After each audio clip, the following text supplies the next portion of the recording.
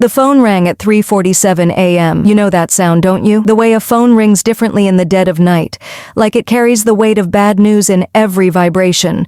Like the darkness itself is trying to warn you not to answer. But you always answer. I reached for my phone, my hand trembling even before I saw his name on the screen. Marcus, my brother, calling at 3:47 in the morning. I already knew. Sarah. His voice was flat, cold, empty of everything except an edge of something I couldn't quite place. Not grief, something else. Mom died last night. The words hit me like a physical blow. I couldn't breathe, couldn't think. The phone slipped in my trembling hands, but I managed to hold on, barely. Marcus, when, how? Peacefully, in her sleep. He paused, and when he spoke again, I heard it clearly. That edge in his voice. It was satisfaction. I'm sitting in the lawyer's office right now, actually. Thought you'd want to know the good news. Good news? I got everything, Sarah. The house, the savings accounts, the life insurance policy, all of it, every last cent. His voice dropped lower, more intimate, like he was sharing a delicious secret. You get nothing. I heard him lean back in what must have been an expensive leather chair. I could picture him there, in his designer suit, his Italian shoes crossed at the ankle, a smile playing at the corners of his mouth. Turns out Mom knew who really loved her after all, who was there for her, who took care of her. He laughed then, a sound like broken glass. Should have tried harder, sis. Should have visited more. Should have actually cared instead of just pretending to. My throat was closing. Tears were burning behind my eyes, but I couldn't make a sound. I'm thinking I'll sell the house immediately. Get top dollar for it. Real estate in that neighborhood has really gone up, you know. Should net me close to $400,000. Not bad for a dump we grew up hating, right? He waited, wanting me to react, to cry, to beg, to scream. I did none of those things. Anyway, I've got to run. Lots to do. Funeral arrangements, estate paperwork, all that fun stuff. I'll let you know when the service is. Try not to make a scene, okay? Some of my colleagues will be there. Click. He hung up. I sat there in my tiny studio apartment, phone still pressed against my ear, listening to the silence that followed. Around me, the pre-dawn darkness felt heavy, suffocating. Through my single window, I could see the Detroit skyline beginning to emerge from the night.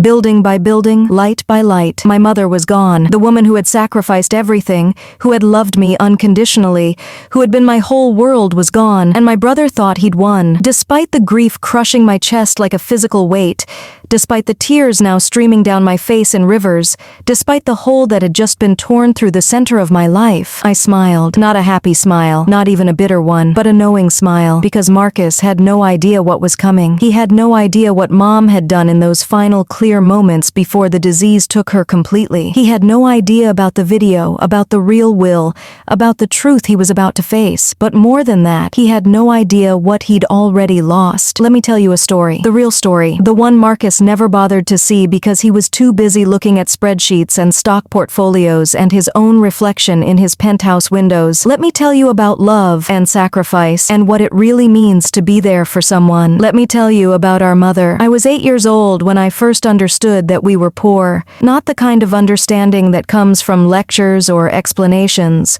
but the deep in your bones knowledge that settles in when you're standing in the free lunch line at school and you hear another kid whisper, "That's the welfare girl." It was a Tuesday. I remember because Tuesday was pizza day. And I loved pizza day. I was excited, happy even, until I heard those words and saw the way the other girls looked at me, like I was less than, like I was something to be pitied or, worse, avoided. I came home that day and found Mom in our tiny kitchen. She was still in her waitress uniform from the morning shift, coffee stains on her apron, her hair falling out of its bun. She was stirring something on the stove with one hand while ironing Marcus's school shirt with the other, the phone pressed between her shoulder and ear as she talked to her night shift supervisor. I stood in the doorway watching her, this woman who never stopped moving, never stopped working, never stopped trying. "Mom," I said quietly, "are we poor?" She looked up at me, and for just a second, I saw something break behind her eyes. Just a flicker, just a moment, before she smiled and set down the iron and opened her arms to me. "Come here, baby girl." I climbed into her lap,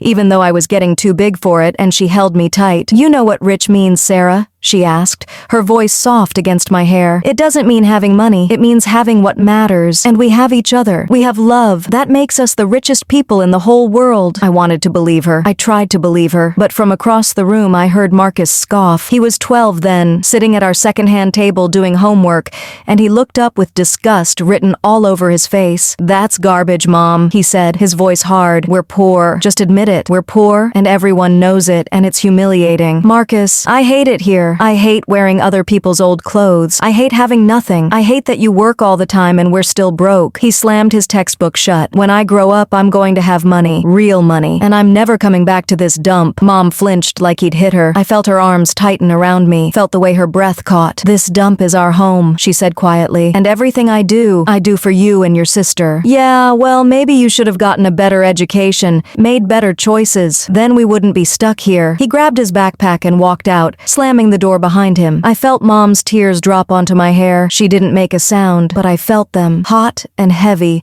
and full of a pain I was too young to understand. Don't listen to him, Mom, I whispered. I think you're the best mom in the world. She held me tighter. Thank you, baby. Thank you. That night, after I'd gone to bed, I heard her on the phone, quiet, so she wouldn't wake us, but I'd always been a light sleeper. Yes, I can take the extra shifts. All of them, whatever you have available. She was picking up a fourth job because of what Marcus said, because she believed somehow that if she just worked harder, sacrificed more, gave more, maybe he would love her the way she deserved to be loved. 6 years later, Marcus left for college. He got a full scholarship to a prestigious business school in New York. Full ride, room, board, everything covered.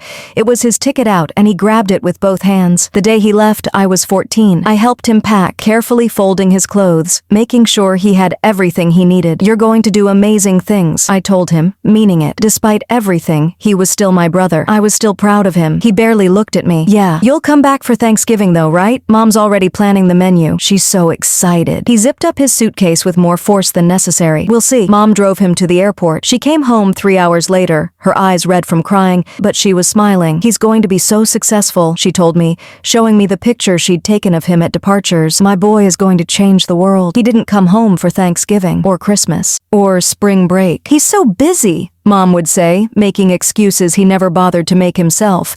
College is demanding. He's working so hard. The calls came once a month, maybe.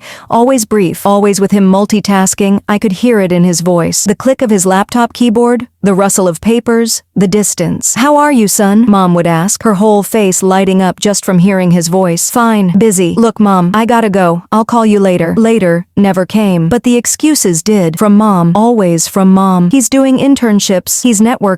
He's building his future. I watched her make those excuses for years, watched her defend his absence to her friends, to our relatives, to herself, and I watched Marcus become exactly what he wanted to be: successful, wealthy, important. He graduated top of his class and landed a position at a major investment bank. Within 2 years, he was making 6 figures. Within 5, 7 figures. Within 10, his annual bonus alone was more than most people made in a lifetime. He bought a penthouse in Manhattan with floor-to-ceiling windows and a view that probably cost more per month than Mom's entire house was worth. He wore suits that cost thousands of dollars, drove cars I couldn't even pronounce the names of, dated women who looked like they'd stepped out of magazines. His Instagram was a carefully curated gallery of success, exotic locations, Michelin star restaurants, private jets, luxury watches, the kind of life that screamed, I made it, I'm important, I matter. And Mom followed every post, showed me every picture. Look at your brother, she'd say, her voice full of wonder and pride.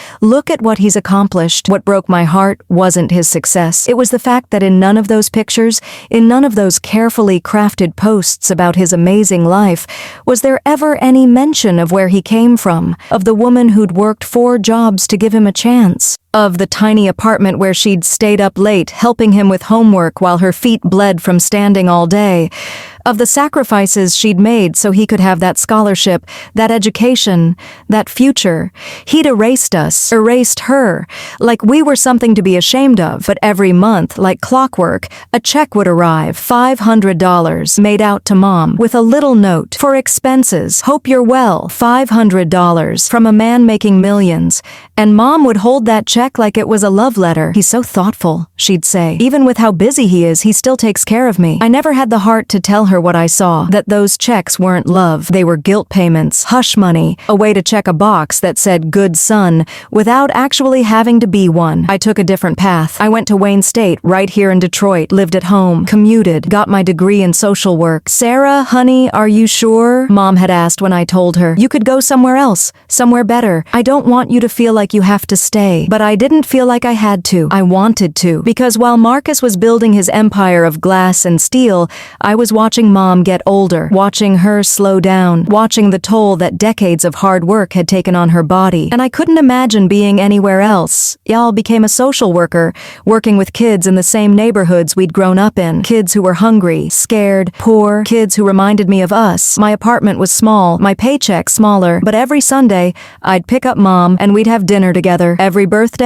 I'd bake her a cake from scratch. Every holiday, she was at my table, and I was happy. Not rich, not successful by Marcus's standards, but happy, because I had what mattered. Until the day everything changed. 4 years ago, on a Tuesday morning in October, Mom called me at work. Sarah? Her voice was strange, confused. I can't remember where I parked my car. It's okay, Mom. Where are you? I'm at the grocery store, I think. But nothing looks right. Nothing looks familiar. It was the same grocery store she'd shopped at for 30 years. I left work immediately, found her standing in the parking lot, looking lost and frightened, tears streaming down her face. I don't know what's wrong with me, she whispered. I can't remember. I can't remember anything. 3 days later, sitting in a neurologist's office, we got the diagnosis. Early onset Alzheimer's disease. Your mother is 62, the doctor said gently. That's quite young for this diagnosis, and unfortunately, early onset cases tend to progress more rapidly. How rapidly? I asked, my voice barely audible. It varies, but I'd say you're looking at significant decline within 3 to 5 years, maybe less. The room tilted. I couldn't breathe. What does that mean? Significant decline? He looked at Mom, who was sitting quietly,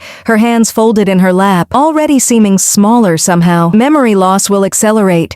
She'll start to lose the ability to recognize faces, places, eventually even her own identity. There will be personality changes, confusion, agitation. Eventually, she'll need round-the-clock care. I called Marcus from the hospital parking lot.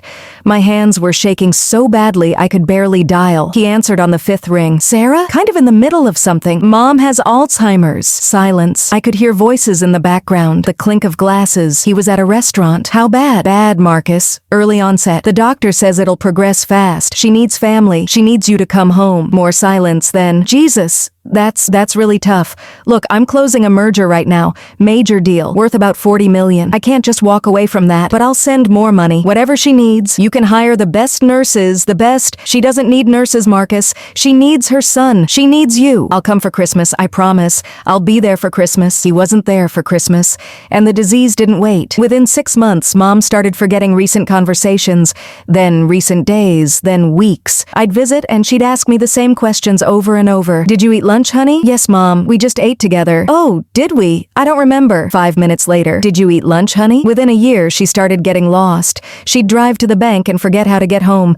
She'd go for a walk and end up 3 miles away, confused and crying, with no idea where she was. I started going over every day after work, making sure she'd eaten, making sure she'd taken her medications, making sure the stove was off. Then came the night I got the call from the police. Ma'am, we found a woman walking on the highway at 2 a.m. She says her name is Margaret and she's trying to get to work, but she's in her nightgown and she seems very confused. It was Mom. She'd woken up thinking it was 1985 and she had to get to her waitressing shift. Had walked out of her house in the middle of the night and just started walking. When I got to the police station, she looked at me with no recognition at all. Who are you? She asked. Where are my children? I need to get my children. My heart shattered. That was the night I made my decision. I quit my job, gave up my apartment, moved in with Mom full time. Sarah, you can't do this, my friend said. You're only 38. You have your whole life ahead of you. Your mother won't even know you're there. But they were wrong. Sometimes she knew. And those moments were everything.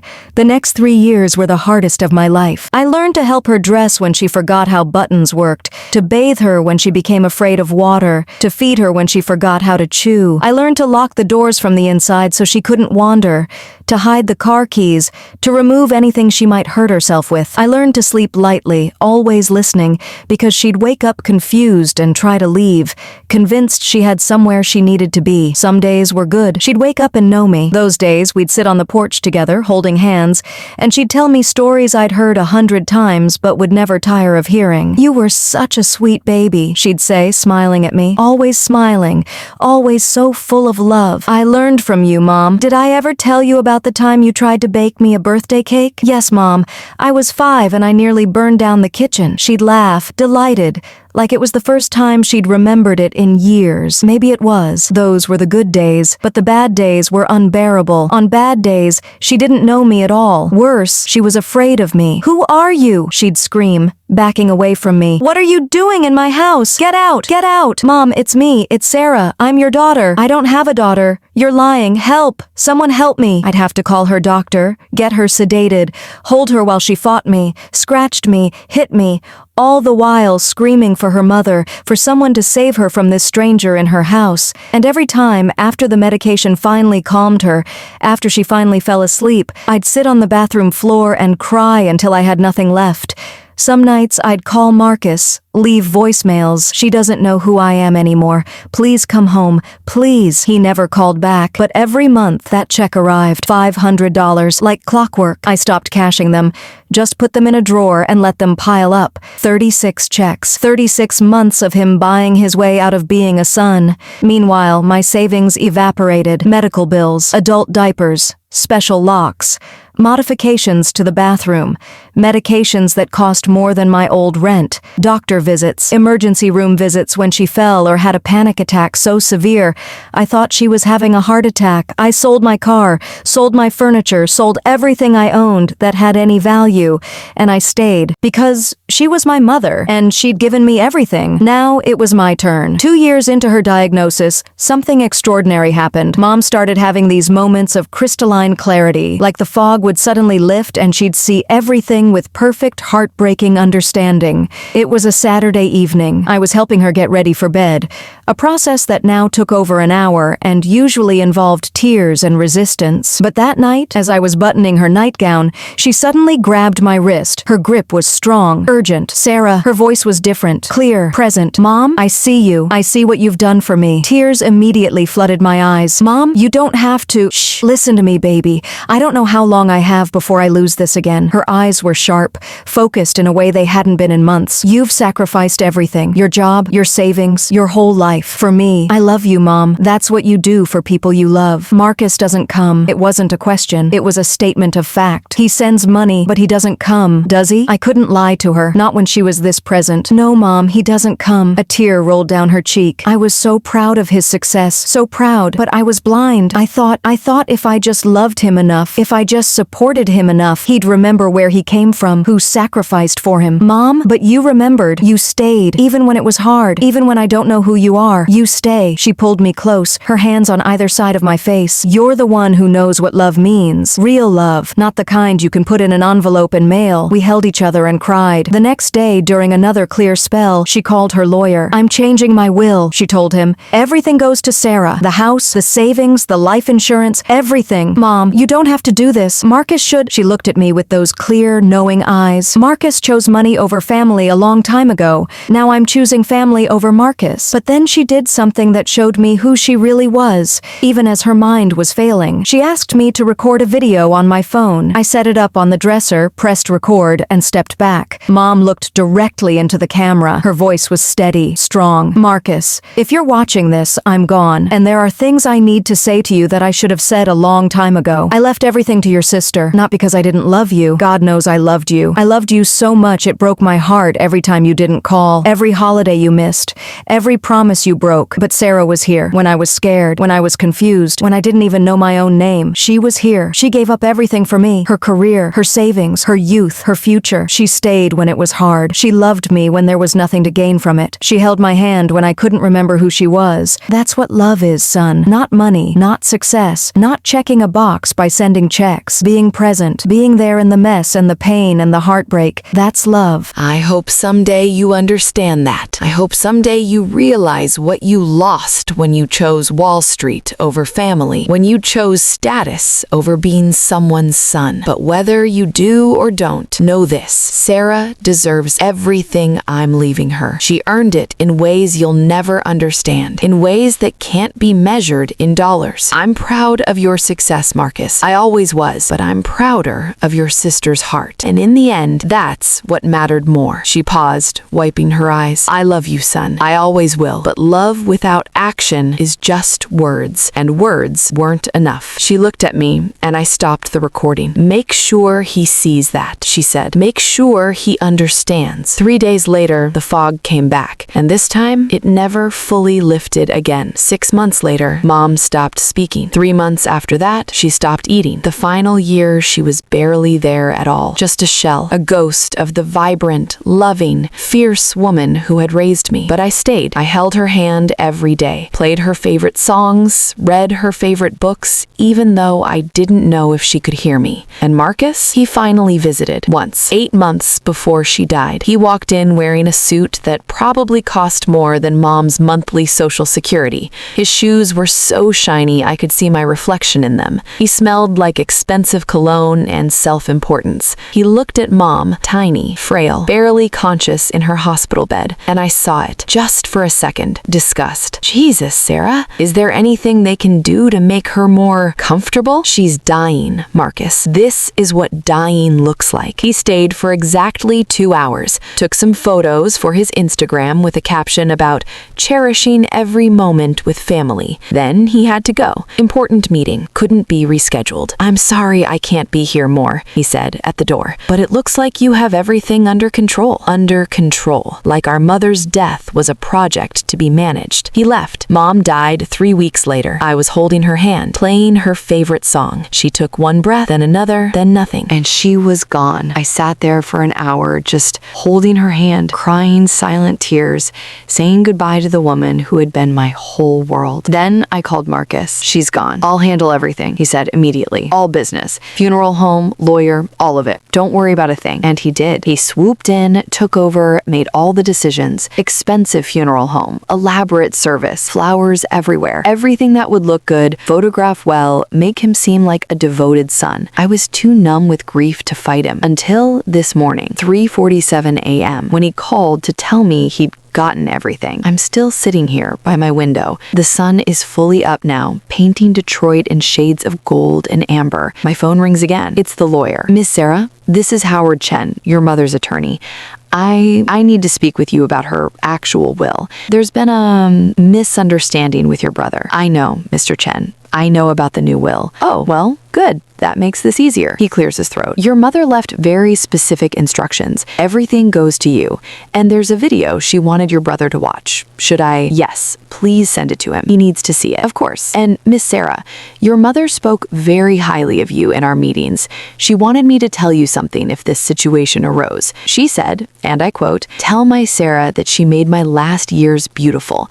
Tell her that love is measured in moments, not money. Tell her she gave me the greatest gift anyone ever gave me." She stayed. I break down completely, sobbing, unable to speak. Take your time, Mr. Chen says gently. There's no rush on any of this. An hour later, my phone rings again. Marcus. I almost don't answer, but then I do. You manipulated her. His voice is shaking with rage. When she was sick, when she didn't know what she was doing, you manipulated her into changing her will. No, Marcus. Mom changed her will during one of her clear spells. The lawyer will confirm that. She was completely lucid, knew exactly what she was doing. Bullshit. You poisoned her against me. I didn't have to. You did that yourself by not being there, by sending checks instead of yourself, by treating her like a box to check off on your to-do list. I sent money. I made sure she was taken care of. She didn't need your money, Marcus. She needed her son. She needed you to show up, to be there, to love her when it was hard and messy and inconvenient. I was building a career. You were building an excuse. And now you have to live with what you chose. Silence. Then quieter. Did you show her the video? Mr. Chen sent it to you. Watch it. Maybe you'll understand. I already did. His voice cracks. For the first time, I hear something other than anger. I hear pain. She said I chose money over family. You did. I thought if I was successful enough, if I made enough money, if I could show her I wasn't that poor kid anymore, she'd be proud of me. She was always proud of you, Marcus. From the very very beginning. You didn't have to prove anything.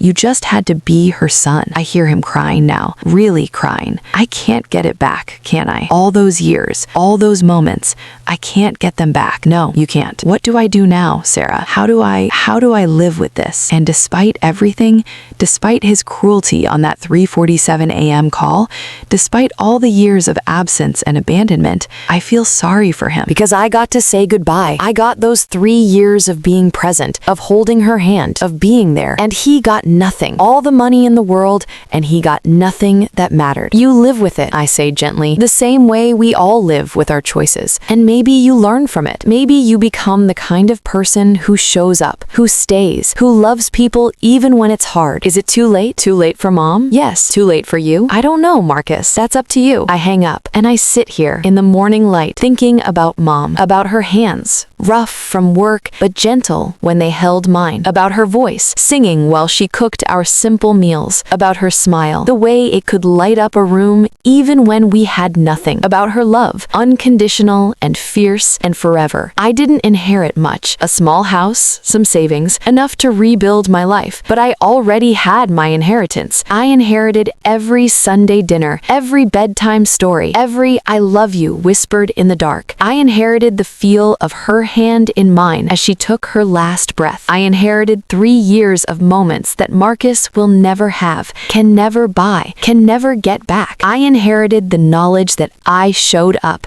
that I stayed, that I loved her the way she deserved to be loved. And that is worth more than everything Marcus has, more than his penthouse and his cars and his 7-figure salary, more than anything money could ever buy. Mom was right all along. As long as we have love, we have everything that matters. And I had love. I still do. That's my inheritance. That's my mother's final gift. And it's priceless. Some people measure success in dollars and cents, in titles and possessions, in things you can photograph and post and brag about. But real success is measured in moments, in showing up, in being present for the people you love, even when it's hard, even when there's nothing to gain. My brother has everything money can buy, but I have something he'll never have. I have the knowledge that I was there, that when it mattered most, I stayed, and that's worth more than all his millions. That's the inheritance that truly matters. That's what love looks like, and I wouldn't trade it for anything in the world.